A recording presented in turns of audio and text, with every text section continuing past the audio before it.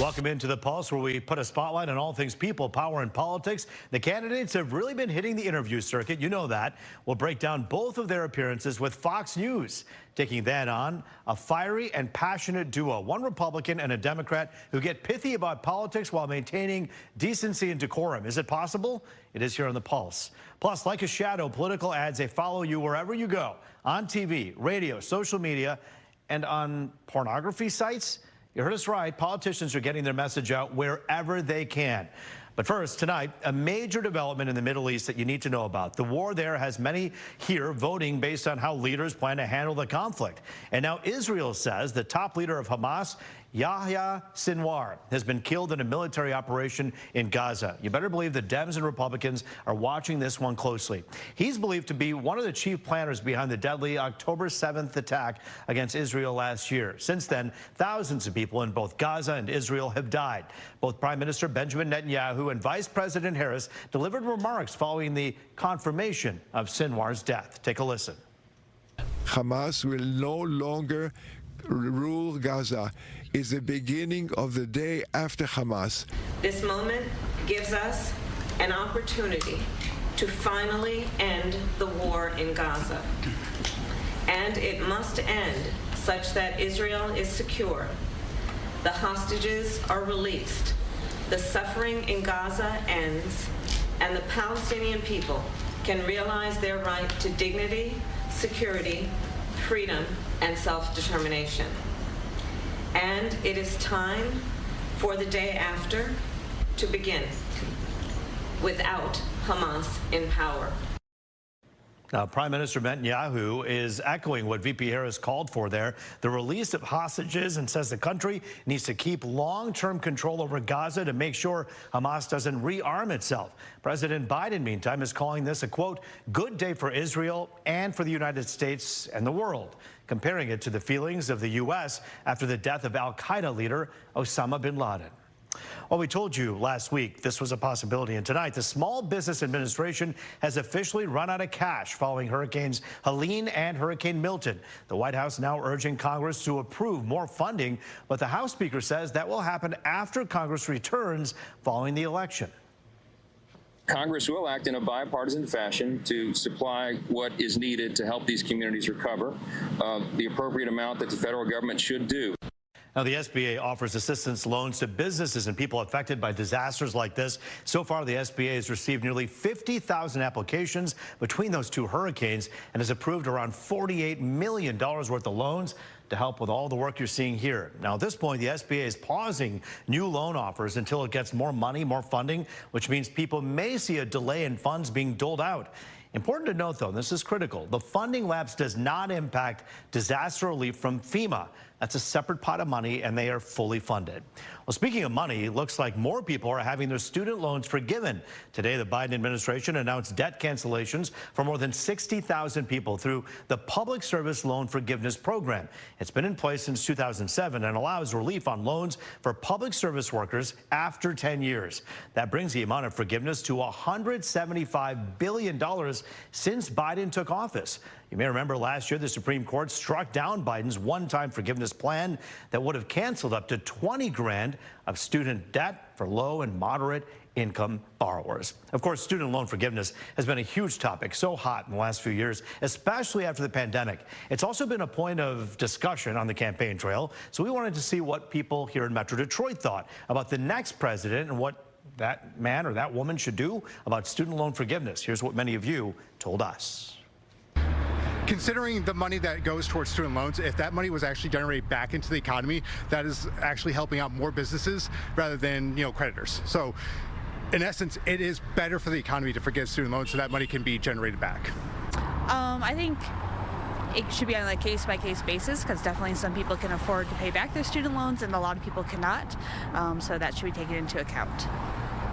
I do believe that the next president should alleviate student loans. I think education should be free.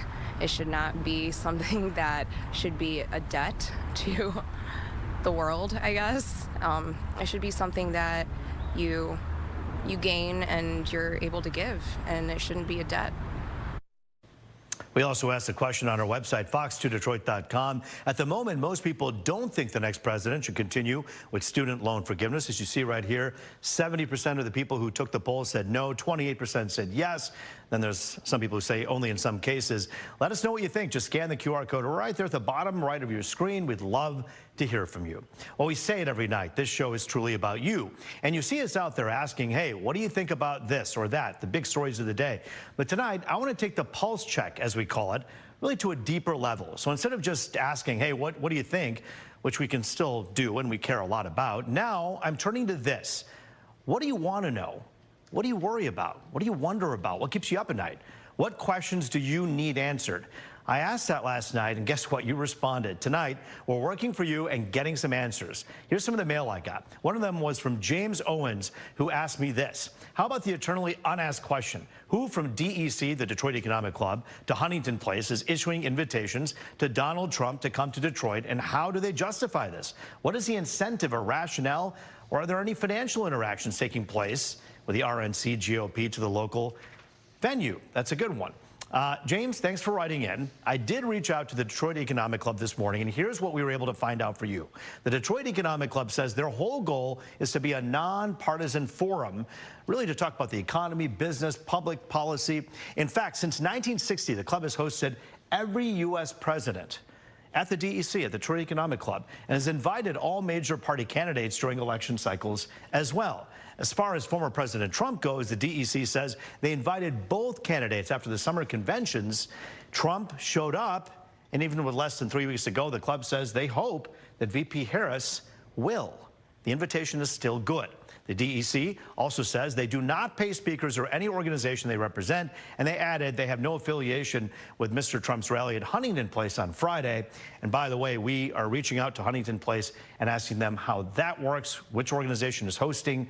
There's always an answer. Sometimes you don't know it. You'd like to ask us, just go ahead and do so. Our next question comes from Henry.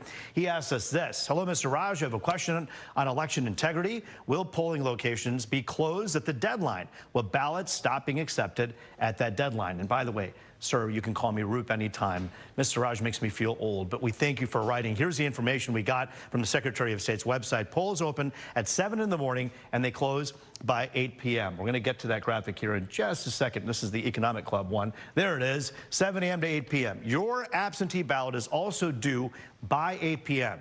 So here's the deal. If you want your vote to count, you'll need to get it to your local clerk by that time. However, and this is a huge however here, if you're in line at your polling location or clerk's office by 8 o'clock on election night, you will be allowed to vote. And that's important because at precincts where the wait is long, people could be voting at 8:05, 8:10, 8:25, whatever. But again, you have to be in line by 8 p.m. if you want to cast your ballot. Henry, we hope that helped. Then there's this one from John. He said, hey, why do you only go to Detroit to ask questions? Come to Macomb County. I want to be on your show. Well, John, I'd like you to be on the show. I'd like to talk to you and all of our loyal Fox 2 viewers in Macomb County. And I'll tell you what, we love hitting the streets. You'll see me out there sometimes with my cell phone asking questions. I'm hearing you, John. So you know what? Here's what we're going to do. We're going to make an effort to get more interviews from more locations throughout our region, including, of course, our good friends in Macomb County, a purple county, by the way. If you want to talk and ever chime in, there are other ways to do it. You can do it through social media. Hit me up there. Or maybe we can set up a Zoom. So anyone watching right now, wherever you are, we'd love to hear from you. And by the way, when I put the call out, my phone blew up. I try to read all my mail. I'll keep trying. If I don't get back, email me again. I want to hear from you. Now, we've made it easier for you to get in touch with me. Look at this. Oh, this makes me nervous. Just scan the QR code at the bottom right of your screen, and if you have a question, it'll automatically launch your email onto my phone from your phone. So I get your email. If you have a question for us, we'll get those answers for you. And if you hit me up this week, our team is working to get answers for you. So just scan that QR code and email me right away. Still to come, Donald Trump and Kamala Harris both spending a lot of time on Fox News the last few days. Big interviews. We're breaking down the presidential candidates' recent appearances on the network. Did they answer your questions or did they dodge them? Our guests, armed with passion, are chiming in. The pulse is heating up. You're watching The Pulse on Fox 2.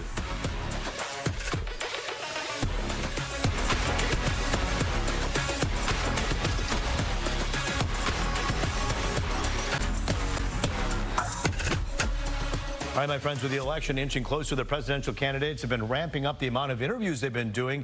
And this week, yep, both of them spoke with Fox News. Joining us to break down those discussions, former Democratic State Representative Sherry Gay-Dignago and Republican State Senator Jim Runstead. And the two of them actually served together here at the Michigan legislature. So, look, they know how to get along, not get along, be disagreeable, and yet be agreeable, all kind of things. So you're two good politicians. We thank you both for joining us here today on The Pulse. Thank you for having me. All right, so I'll start with you, Sherry. What did you think of this Bret Baier-Kamala Harris interview that aired last night? I think that our vice president handled herself well. I think that Bret was absolutely disrespectful.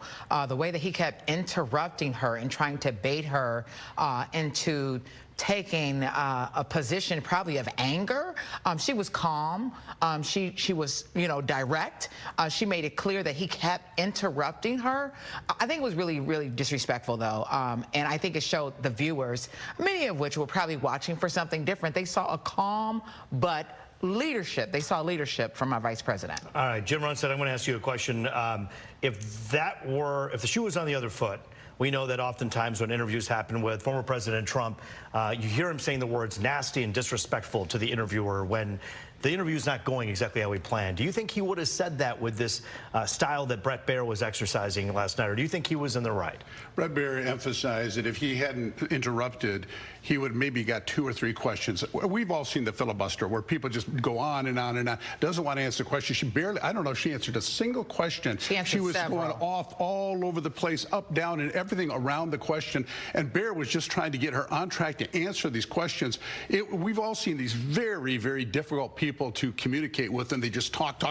He was just trying to get in a couple of questions over her relentless talking over him. Senator Runstead and our esteemed Sherry Gay-Dignago, both of you, I respect the heck out of both of you, but let's go ahead and be honest about both of these politicians. Okay, yeah, I'm going to say it. They both get into word salad machines. They both get into this diatribe. Donald Trump is just as guilty of that as Kamala Harris. You ask him one question, he goes off on a tangent, which leads him to another tangent, leads him to another tangent.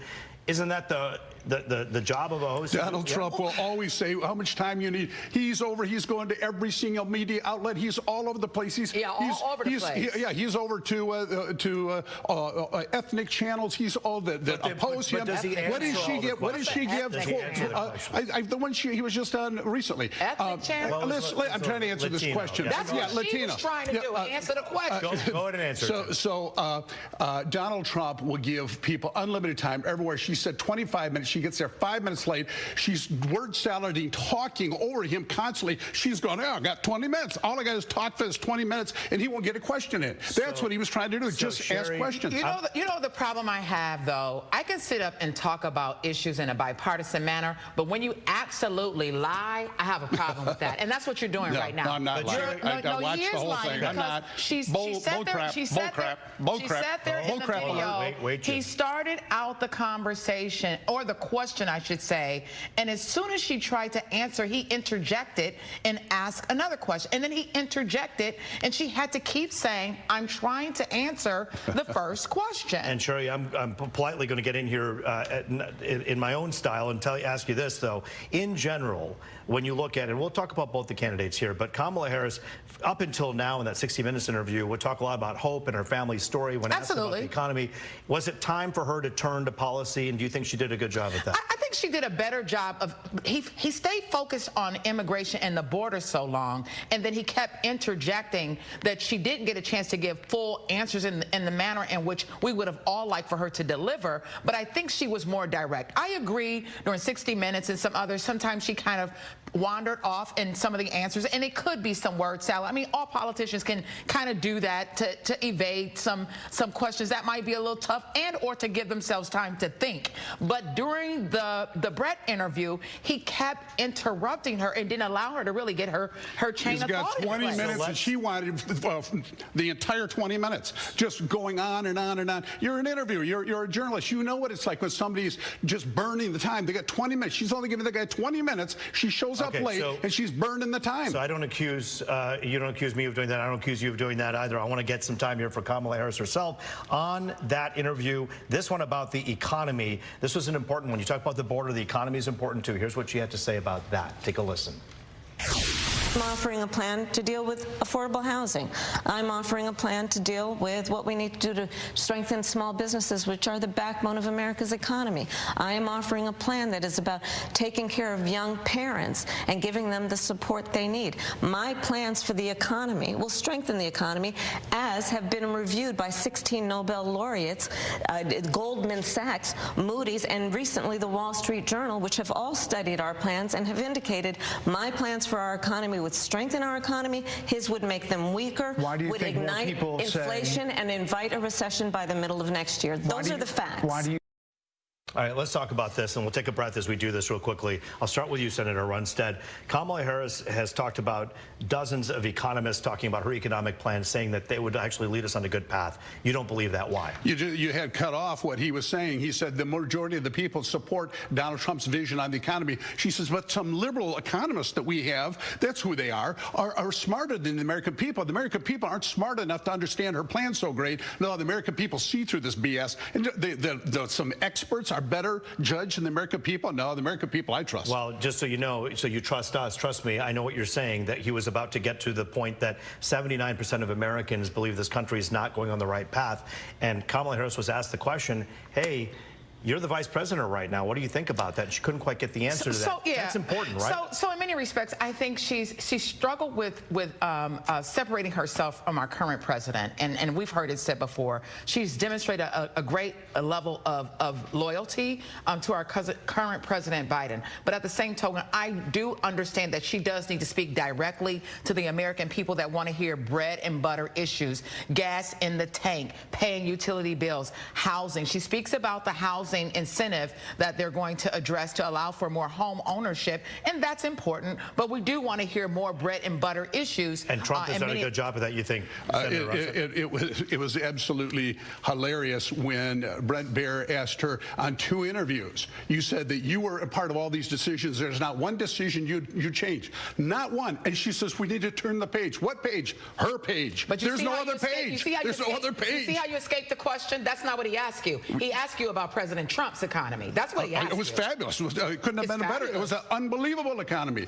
Why do people trust him on the economy? Because it was a fabulous economy. This one's crash and burn. He inherited a great economy from the previous president. That's what he inherited. This is an interesting conversation that will continue, of course, November 5th and beyond. We thank you both, Senator Runstead, Sherry Gay-Ignago. Thank you for joining us here on the Pulse tonight. President Biden and President Kamala Harris for forgiving my student loans. And she got that as well. Plus, listen to this one. Politics and porn. You heard me right. No, this show didn't move to HBO, but the 2 areas are actually blending, if you can believe that. We're talking with the Edge reporter, Jessica Dupek, who covered the story. You're watching the Edge. I mean, you're watching the Pulse, excuse me.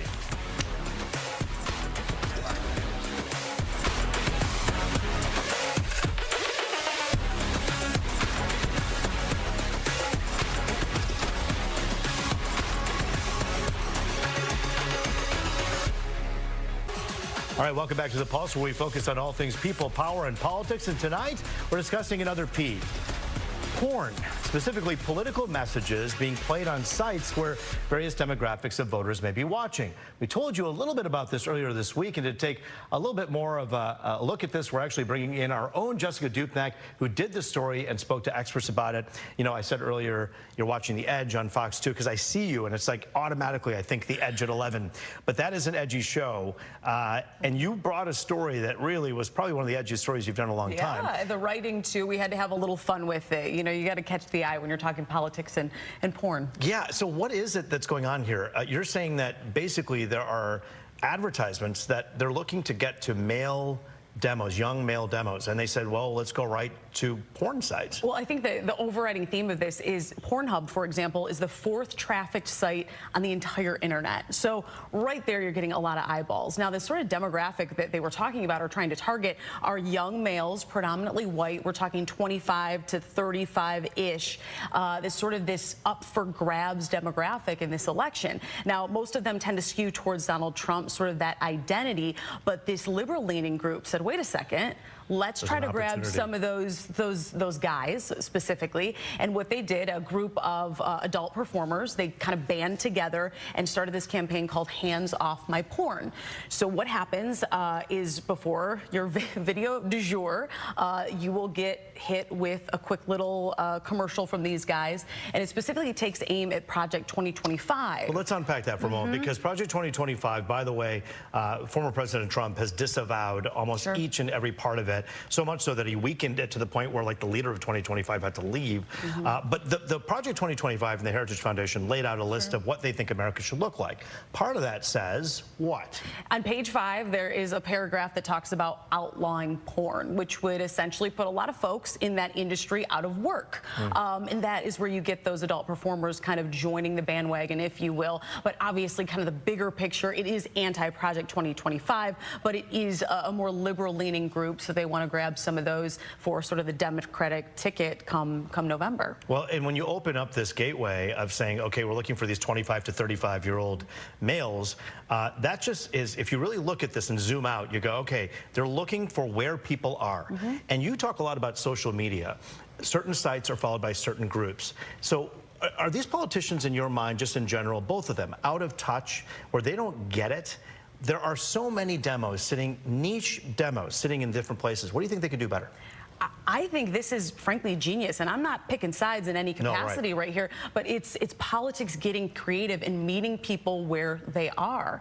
And the numbers show that people are on these porn sites, both men and women, this group specifically men, but I think it's pretty smart. I really do. And I think that the folks that we talk to, they think it's smart as well. I did pose the question, could this backfire? We're inundated with political ads right now. Maybe this kind of alone time is a place where you don't want politics. But the marketing expert that I talked to said, no, you're calm, you're receptive at that point. Maybe it's the end of your day. Maybe that's the perfect time to hit somebody with some politics. And so nothing is immune from the shadow of political ads that we see everywhere we go. In terms of messaging, I know this is kind of a broader question, but both Kamala Harris and Donald Trump are hitting podcasts, they're hitting social media sites. This is one of those things where, and I know you're very astute with social media, so when you look at where to go, their camps have to really kind of lean on younger people on their staff to say, hey, where are people, right? Because if you want those demos, you have to know where to find them. You can't just advertise it en masse. Well, that's just it. And it has to, I think that the medium has to reflect the ad campaign, right? If you're on Instagram, you want it to be poppy. You want to go for those younger voters. That's not going to resonate with, you know, our moms and dads necessarily on our TV and that kind of thing. So it really has to match and sort of fit the setting, because when it doesn't, it's very glaring. Like the situation with Governor Whitmer last week and sort of meeting this TikTok challenge. It just was a little bit of out of place. I don't think it was, the tone was off. So I think its tone is really important. Perhaps Facebook or Twitter or X or what have you would have been more appropriate. It's an interesting thing, and these politicians are looking for your vote, and they know where to go to get it. And yes, they found it in that particular demo on Pornhub. Just an interesting story. Jessica Dupnack, you always do a great job on The Edge. We'll see you tonight on The Edge. Thanks for joining us on The Pulse. It's the name of this show. That is The Pulse for tonight. Got a thought about the show? Just scan the QR code on your screen and send me an email. I'll respond to them, won't I, Jess? I'll be busy.